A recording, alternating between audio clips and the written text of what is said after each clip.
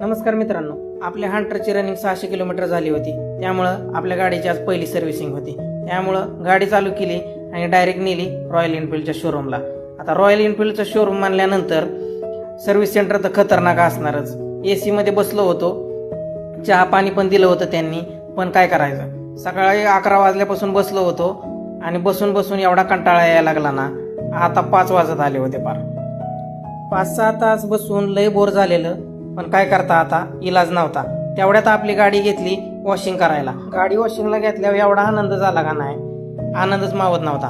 मग त्याने गाडीचा चिखल बिखल सगळा काढला, गाडी एकदम स्वच्छ धुवून काढली आणि गाडी बाहेर लावली. अशी सुंदर दिसत होती का नाही, एकदम चमकत होती. त्यानंतर आली सर्व्हिस सेंटरमध्ये.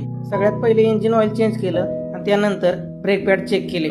क्लच चेक करून पाहिला, एकदम मस्त होता. आणि आपल्या हंटरची सर्व्हिसिंग आता डन झाली. बिलिंग केलं आणि आता घरी निघालो.